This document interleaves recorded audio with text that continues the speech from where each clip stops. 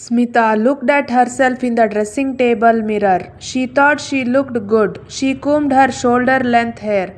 She put on her favorite perfume. It was 5 o'clock. It was time to go to the kitty party. She kept her phone and house keys in her bag. She glanced at her new kurta and jeans again. She had bought that dress just last week. Today was her birthday. She thought that she should go to the kitty party, take a cake, and cut it with the members there. That would be a lot of fun. She was the oldest member of her gang. She laughed to herself. Why old? She turned 50 today. But she didn't look that old. She thought of herself as young and energetic. What does age have to do with it? She had to leave now. She thought she would be late otherwise. So she picked up her purse. Just then the bell rang. Who came at this hour? She thought as she opened the door. Her heart stopped at the sight of those in front of her. In front of her stood her aunt Priyanka, her sister-in-law Rashmi, and her elder sister Anu. No words came out of Smita's mouth. Then Priyanka said, "What are you looking at? Don't you ask me to come in?" Come in, she said and fell at her aunt's feet. The three of them wished her a happy birthday and gave her gifts. Your birthday has come very well. Swamiji has come to our temple this morning. First there is his discourse and then there is a kirtan. We have come to take you, said Rashmi. Smita hesitated. Me to kirtan. Let's go. What have you been doing all day? You should give your mind to religion. You will gain merit. Swamiji has come here after a long time. I don't know when he will come again, Priyanka said. Smita's mood suddenly deteriorated. She scolded Swamiji in her mind. Why should he come here? I have a kitty party today. If those who came to hear that, they would criticize me, saying, How could you sing Kirtan and go to a kitty party? They would get angry seeing my attire and dress. Seeing that she was ready, Anu asked, What are you going? Are you going anywhere? Yes, sister, there was an important task.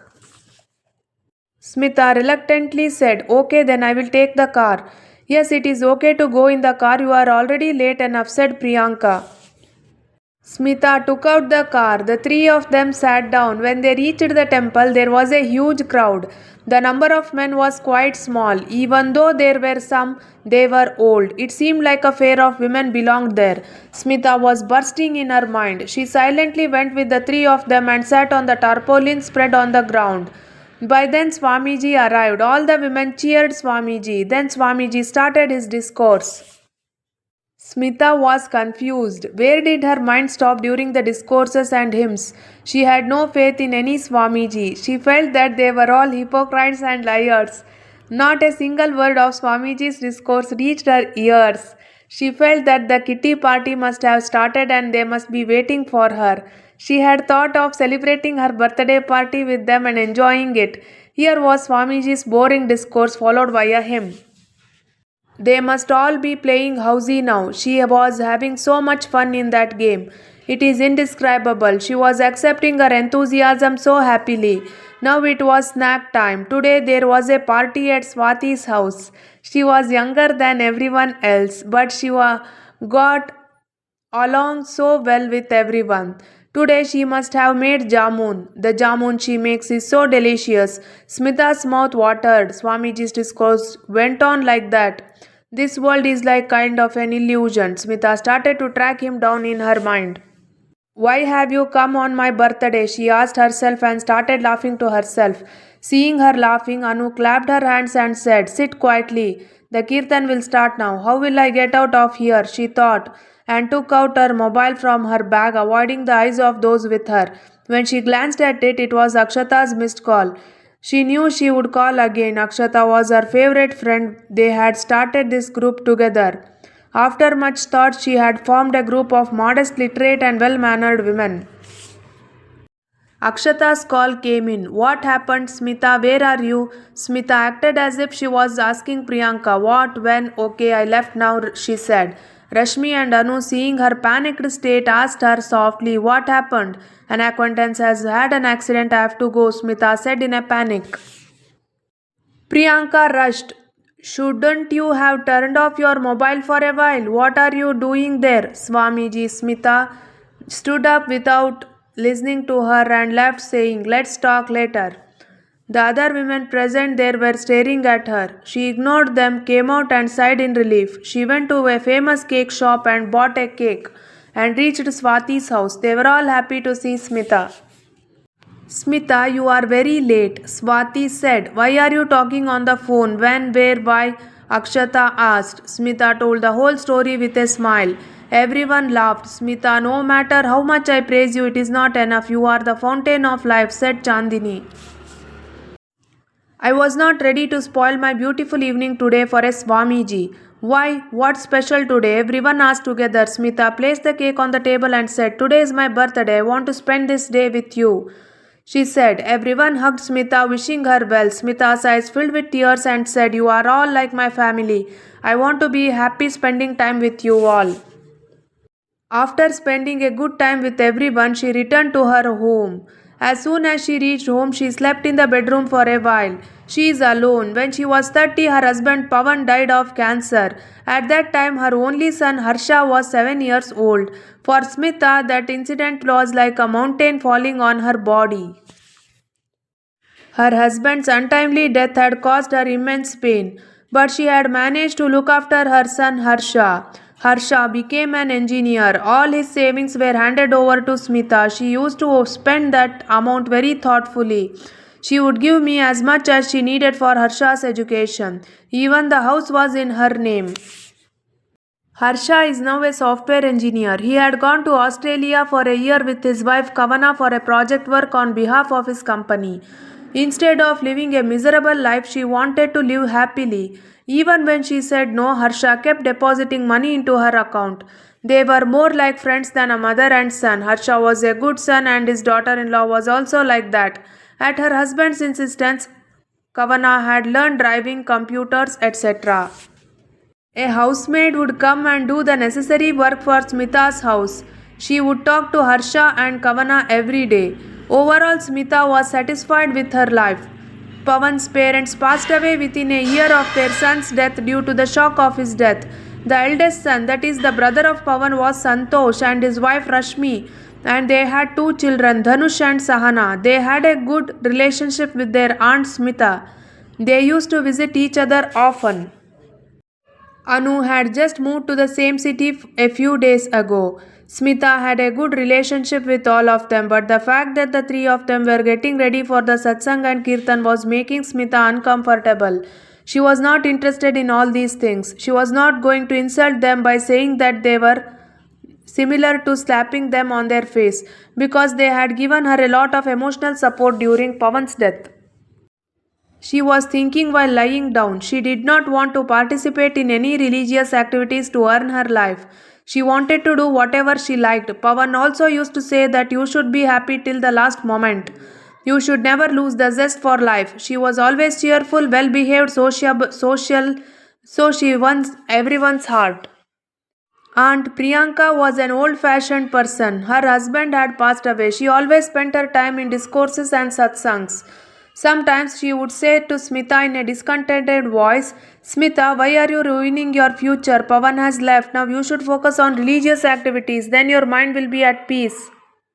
Out of respect for Priyanka's age and relationship, she would remain silent. Sometimes, with equal affection, she would say, Auntie, I don't need any discourses for peace of mind. Smita was most angry with Rashmi and Anu. They were literate in this era. They would waste their precious time on some Swamiji.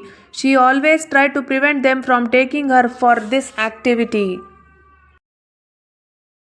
The next day she had breakfast and was free. As usual, she set up the webcam, started talking to Harsha and Kavana.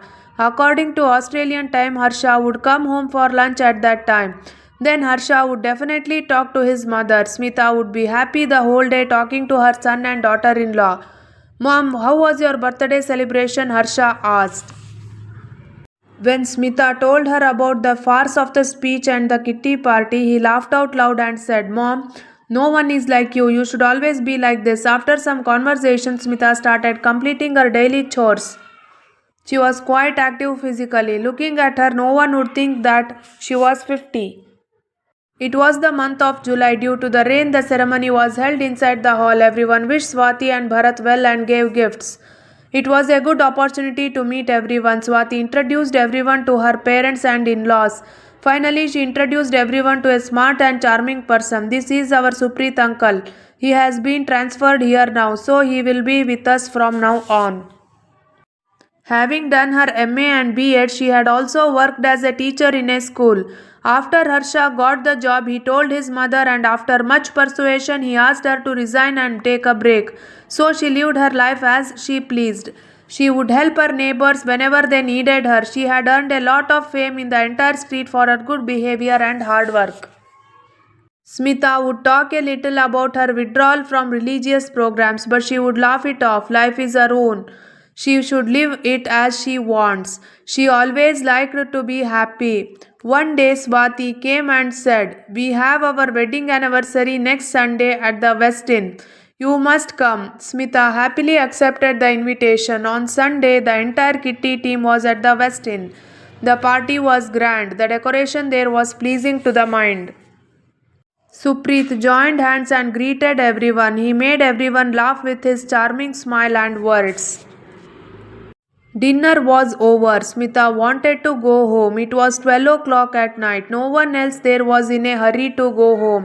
Smita wished Swati and Bharat again and came out. She had only gone a short distance. Suddenly her car stopped. It was raining heavily. Despite her best efforts, the car could not start. She was shocked. This had never happened before. When she did not know anything, she told Swati about her problem. "You stay there. I will send Mama right away." "No, no, why is he in trouble?" "He will not be in any trouble. Everyone else is on the dance floor. Mamaji is sitting alone. He will come. I will give him your number." Supreet reached there in no time. He said on the phone, "You lock your car, come in my car. The rain is very heavy. It is a very heavy rainfall. I am in the black car parked right in front of your car." Taking the coat that was always in the car and locking the car, Supreet sat in the car and Smita said, "Sorry, I caused you trouble." Supreet smiled and said, "I was sitting there alone. I really like driving in the rain." After a while, Smita came home and said, "If you want, give me the key to your car. I will repair it myself, or if there is someone at your house, it is okay." "Okay, thanks a lot," Smita said and handed him her car key. Supreet said good night and left from there. The next evening, Swati came to meet Smita with Supreet. Smita was happy to see both of them come to her house. Swati had told Supreet everything about Smita. Tea and breakfast followed the conversation. "We kept telling Mamaji not to take another flat and shift there, but he's stubborn. He's not listening to anyone," said Swati. Supreet laughed and said, "You all need privacy. That is why this arrangement is in place," he said. Smita laughed. Supreet immediately stood up and said, "I will leave now. I have to buy all the things I need for my new house. It is time for Bharat to come. I will also leave," said Swati. Smita said, "I also have to go home to buy some equipment." "Then can you go with Mama? Don't you even have a car now?" Swati said. When Smita refused, Supreet said, "Come with me, I will also get company." Smita agreed and said, "You go and sit in the car, I will come ready." After getting ready, when Swati went to her place, Supreet started waiting for Smita. When Smita came after getting ready, Supreet gave her an appreciative look which made Smita feel a little embarrassed. They had come a little far from home. By then it had started raining heavily. Then Supreet looked at Smita and asked, "Does it rain always when we are together?" Smita laughed out loud after hearing his words. They both went shopping. Then they had coffee. Supreet's words made her feel lonely. She didn't go to ask him anything more. Supreet was causing her some excitement in her mind. The rain outside, the melodious song playing in the car, Supreet's elegant style of conversation were very appealing. For the first time after Pavan, the company of a man had given her a strange thrill. The next kitty party was arranged at Sri Raksha's house. This time Swati excitedly told everyone, "My uncle got divorced within a year of his marriage to my aunt. My aunt wanted to marry her lover. She didn't like my uncle's company for a day. Considering the aunt's wishes, he got divorced without talking to her again. Later, my aunt married her lover. My uncle holds a big position in a multinational company. He is always busy with his work. Smita was listening to Supreet's story in silence. Swati asked in unison, Smita, how was shopping with Mamaji yesterday? It was very nice, Smita and the other women said, and got lost in the conversation. The next day, after finishing his office work, Supreet came to Smita's house and gave her the car keys, saying, I have brought your car. Thanks, you sit down, I will make tea, she said. After a while, Smita brought the tea. In the middle of the conversation, she asked, how are you going now? Supreet laughed and said, can you come for a break? Meanwhile, Smita's phone rang. From that side, Anu asked, Smita, are you free? Smita's ears pricked up. Why? What happened? Is there any work? I'm telling you now, my friend's house has arranged a Kirtan program. She has invited you too. You should come home tomorrow. Let's both go together, she said. No, sister, I can't come tomorrow. My car has gone for another repair. I won't have time tomorrow either. I have to go to the doctor for a regular checkup. I also have to bring the car. I have a lot of work tomorrow, sister, she said. Anu hung up the phone, showing dissatisfaction. Smita smiled as the phone call got cut. Then Supreet asked, is your car okay? When Smita laughed and told him about her hobby of singing kirtan and preaching, Supreet laughed out loud and said, you lie very well. And both of them came out of the house laughing. Supreet had shifted to another house. Smita dropped him off at his flat. There was a lot of friendship between the two till now. There was no formality left. The two used to meet often. They would go here and there together. Supreet would often go to Swati's house. They kept a servant in the house. He would finish all the work. Smita used to tell her son Harsha everything about Supreet. She used to tell him about meeting him, going there and there, everything. Smita had recently started feeling that her body too had some desires, aspirations, and needed a soft touch for that. She felt that this was a beautiful, exciting time in life. She herself did not know what she was thinking and getting excited about. The closeness between Supreet and Smita was increasing. Even when Supreet was in the office, he would call Smita and ask about her whereabouts, her interests and disinterests. So, whenever they came to meet, he would bring her something she liked. Seeing that, Smita was surprised and could not talk about anything.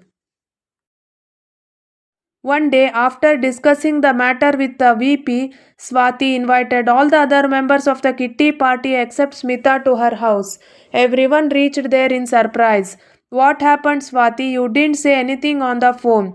But why did you tell Smita to say anything? Not to say anything, Ratna asked. First, everyone breathe properly. I have to tell you something. Something has been bothering me for a long time. I need your cooperation for that, said Swati. Say it quickly, Swati, Anusha said. Swati started talking in a serious tone. Did you see Smita and my Supreet Mama together? Everyone said, yes, we have seen them many times. You probably have not noticed how good they look when they are together. They are so happy. What happened? Smita is always happy, Anusha said. I had an idea. Smita is my aunt. But what if? Swati, are you crazy? If Smita knows about this, she will be annoyed. Why are you annoyed? She is happy with Supreet Mama. Why shouldn't she be like that in the future? She has responded to all our needs so far. Why shouldn't we do something for her? What's wrong with this? I am younger than of you all. I have a request for you all. You all stay with me. Times have changed. Smita likes to live without anyone's help. Have you thought about Harsha? Prerana asked. Akshata, who had been sitting quietly for a long time, said, I know him well. He is a very understanding boy. He always likes to see his mother happy, she said. The discussion continued for a long time. Then the final decision was made that Akshata should talk to Smita about this. The next day, Akshata went to Smita's house. She kept talking like this. How is Supreet? Are you going to meet him or not? Smita's pale face turned red as soon as she heard Supreet's name. She started talking about Supreet with great enthusiasm. Akshata smiled and said, "If Supreet is so good, can you think further?" she asked. "Are you crazy? Why do you think like this?" "We all think the same. I am leaving now. You think carefully, but hurry up. We will come soon," she said and left. Smita was lost in thought, but her mind was telling her that she should include Supreet in her life forever. But what would Harsha say? What could Priyanka's mother-in-law Rashmi Anu say? She kept changing the subject of her crying thoughts throughout the night. Even when she felt sleepy, Supreet's face would come before her eyes. Bharat and Swati spoke to Supreet. At this stage of her age, they too were feeling the need for a partner. Smita, who had faced all the conflicts of life and always smiled and interacted with everyone, had already made a home in his heart. Supreet thought for a while and agreed. By the time Smita contacted Harsha, everyone had arrived there. Bharat and Supreet were also with them, and Supreet and Smita would shyly lower their heads when they met each other's eyes. "Smita, you move aside. I will talk to your son Harsha," Akshata told Harsha on the webcam. When Smita came in front of Harsha very shyly, she said, "Mom, what is this I am hearing? Such a good thing from everyone last." A glint of emotion came out of Smita's eyes. She didn't say anything. Akshata herself introduced Harsha to Supreet. Supreet's charming, gentle smile also felt very good to Harsha. When he agreed to this, it felt like a huge burden had been lifted from Smita's heart. "Mom, don't worry about your grandmother, mother-in-law and aunt. When I get there, talk to them and agree with them. You have every right to live your own way. I don't have a holiday either, but you don't have to wait for me," said Harsha. His words strengthened Smita's resolve. Except for Swati, Bharat and Supreet, everyone left. Bharat said, "We should not delay. Let's go to the marriage registrar's office tomorrow." The next morning, Smita started getting ready. She thought about wearing the red saree that Pawan had given her many years ago. But the next moment she didn't want to. She should wear some light colored saree even if she didn't like it. It should be age appropriate.